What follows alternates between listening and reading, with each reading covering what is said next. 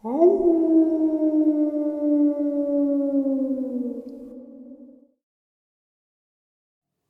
greetings and salutations, everyone, and welcome back to part 2 of today's upload. Before we get into it, a couple links. As you know, I rely on Patreon, PayPal, and my merch to help the channel to continue to grow and go.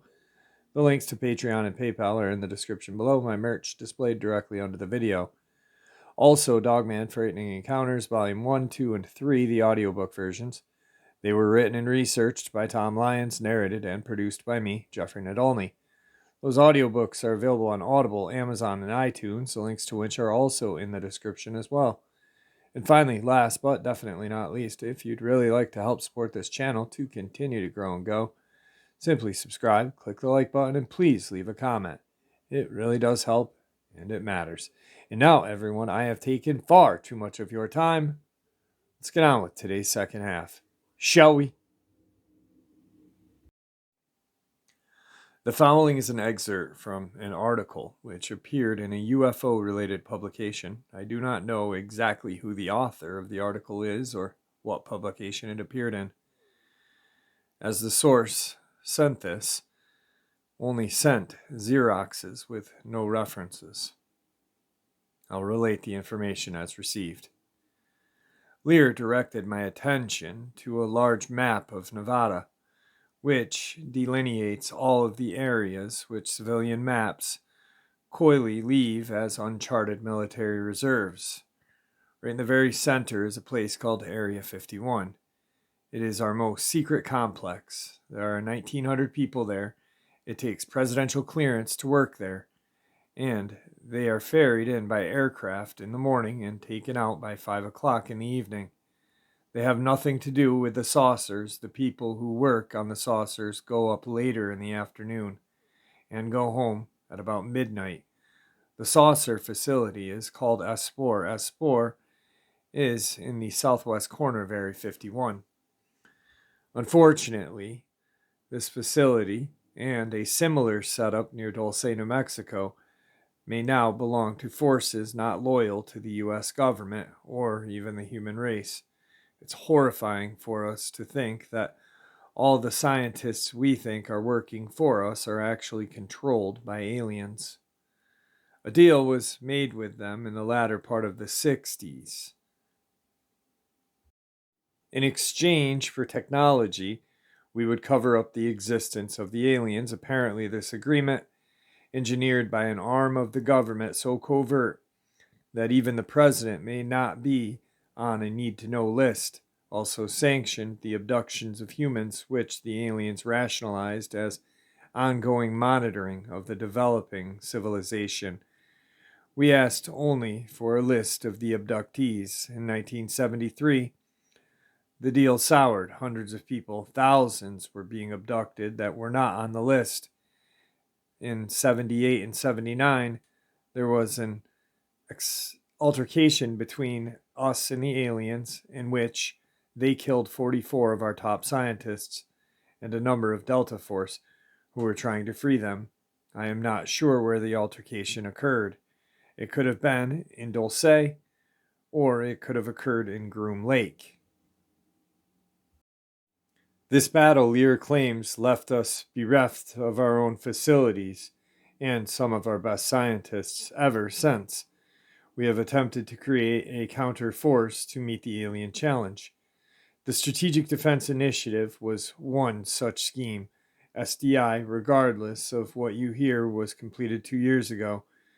That was to shoot down incoming saucers. The mistake was that we thought they were coming inbound. In fact, they were already here. They are in underground bases all over the place. It seems that the aliens had constructed many such bases without our knowledge, where they conduct heinous genetic experiments on animals, humans, and improvised creatures of their own devising. In a battle, even in a conflict as unusual as the Dulce Wars, there are bound to be prisoners of war or POWs. In his leading edge report, researcher Val Valerian revealed the following. Dulce lab technician held. In early November of 1988, we received word that a scientist's son of BM is now being held in an underground facility at Fort Wayne, Colorado. The underground base is located in southwestern Colorado near the Ute Mountains. The son apparently worked at the genetic lab under Archuleta Mesa near Dulce, New Mexico, and finally grew disgusted with what he was observing.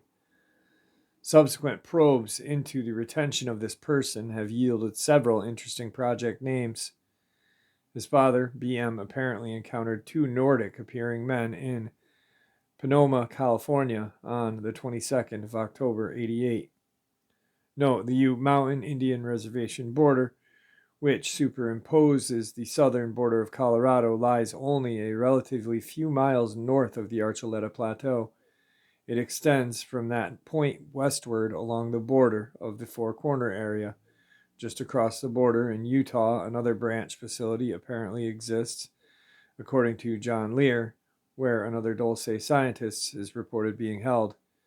Lear spoke with his father of this young scientist, referring to the father only as Mr. K, and attempted to locate the exact position of the base.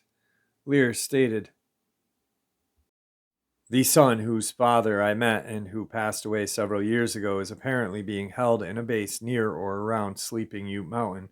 Side note, Sleeping Ute Mountain is in the extreme southeast part of Utah, near the Four Corner area of the Ute Reservation, south of Utah Highway 666, which also runs through Colorado and down through New Mexico." End of note. I don't remember how I came by that information, but it had to do with some research I was conducting in a search for Project Blue Light base near Dolores, which I never found. In regards to Utah, there have been rumors of New World Order bases being constructed below southeastern Utah, with containment facilities where dissidents are intended to be apprehended underground when and if the New World Order takes control of the U.S. There are reportedly numerous such underground containment facilities throughout North America. The United States military is not the only force that has become involved with the war against the Greys. One of the major underground human forces who are very upset at the Greys over their violation of territorial agreements and abuses and atrocities that have been committed against various interplanetary human colonies include certain segments of the Telestian Aghardi alliance, as well as some of the Syrian allies who are against the Greys. The following information was sent to a Utah researcher, Juliet Sweet, a personal friend of Sharula Dux, who is reportedly a Aghardian princess from Talos, the city complex below Mount Shasta.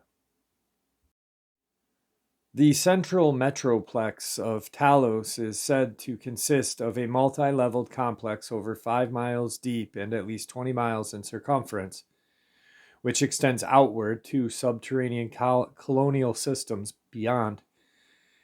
According to Sharula, Talos has subterranean connections via tube shuttles to at least another 100 subterranean cities below North America, as well as cities below South America, such as the allied city of Pasig below the Mato Grosso region of Brazil. Many of these cities are maintained by ancient native North, South, and Central Americans. This letter was dated 2/7/93.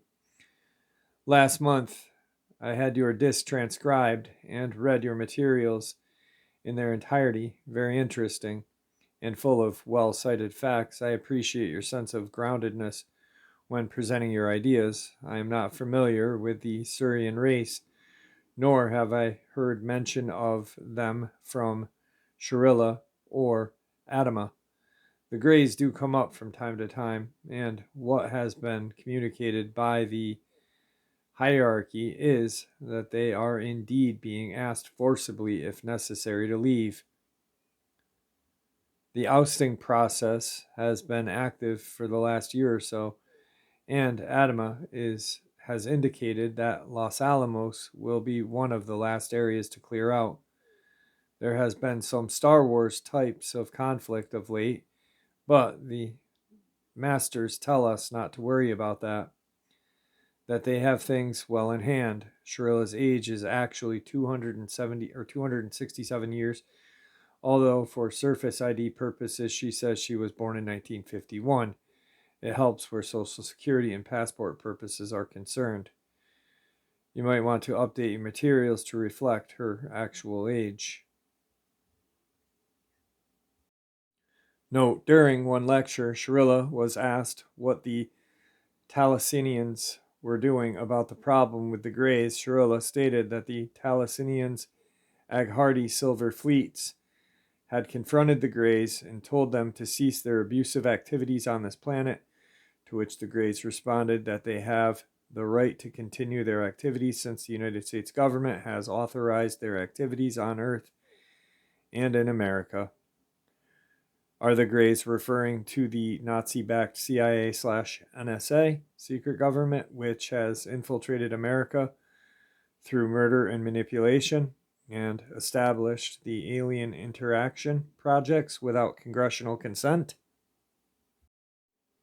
It's as if these green-blooded, pencil-necked, melon-headed, blood-sucking parasites who break treaties, violate human will, permanently abduct, and even kill humans for scientific or substantious purposes, lie and deceive, disregard non-intervention ethics, destroy animals and property, manipulate the thoughts of the masses and their leaders against their conscious knowledge, ruin human lives on a mental, emotional, and physical level, and literally feed off of human life, including that of our children, have any place to give such excuses. Now, usually all of the reports that we've read as of recent are from Americans, and this next one is not, and it's very, very strange. It's actually from a report from a Japanese television crew and the Civilian Intelligence Network,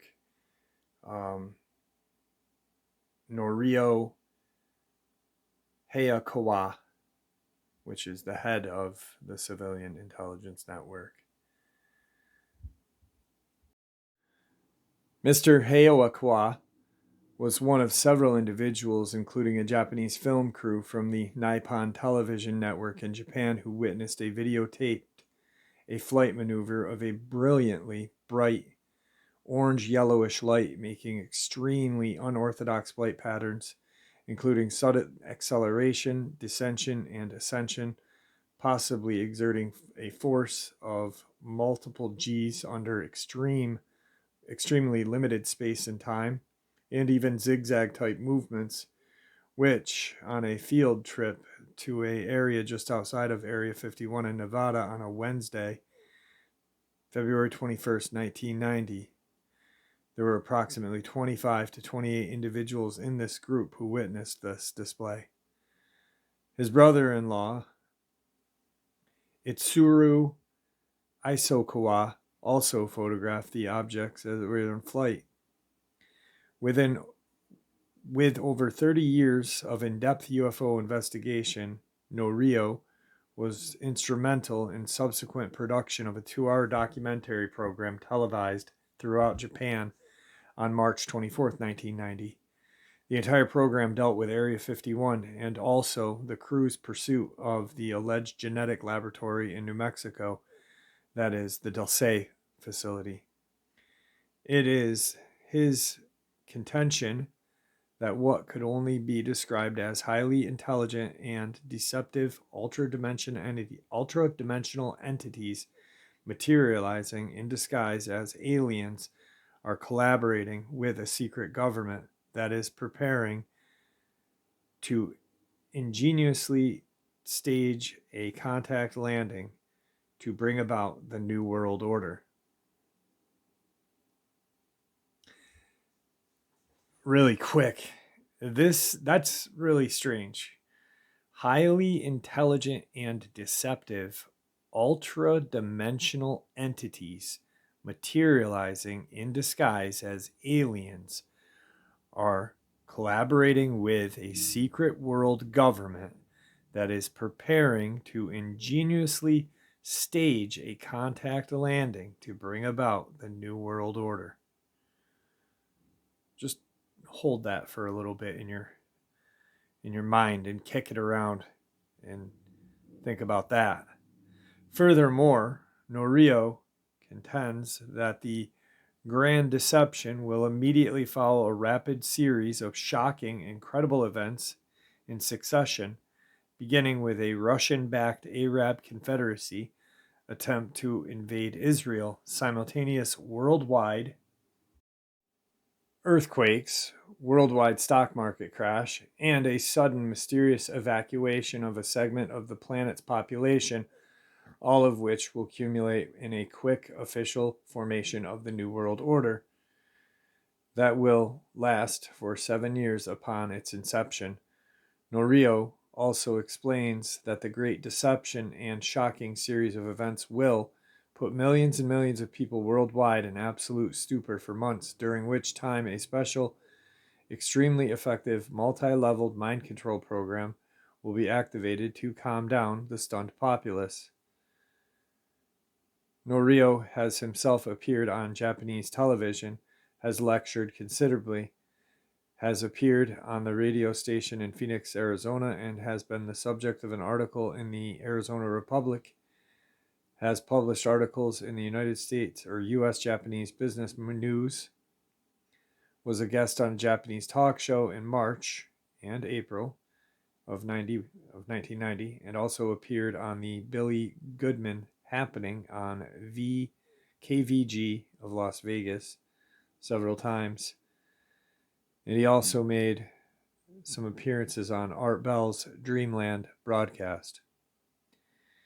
He was also interviewed on the Anthony J. Hilder Show, Radio Free America, aired in Anchorage, Alaska, during which he spoke extensively about his interesting beliefs connecting the origin and nature of UFOs. In a letter dated January 28, 1991, Norio added the following comments concerning the Dulce facility and its possible connection with the mystery of inequity of Bible prophecy.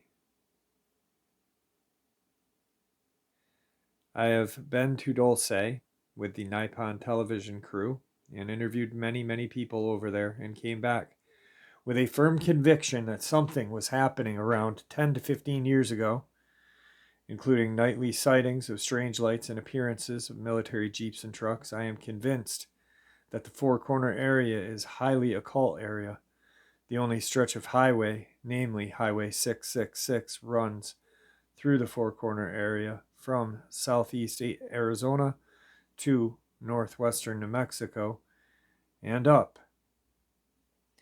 I have also heard that this Highway 666 came into existence in 1947 or 48, fairly close to the time of 47, the modern day beginning of the overt UFO appearance, the Kenneth Arnold incident, and, coincidentally or not, the establishment of Israel in 1948. All right, so pretty much what Norio is stating is that not only is the rest of the world, it's just not us. It's not just Americans that are aware of this new world order. The rest of the world is. This is not just an American, I hate saying the word /truth/conspiracy, /truth. It's worldwide. Everyone in the world knows that this is what they want, is a one world government. And that is startling.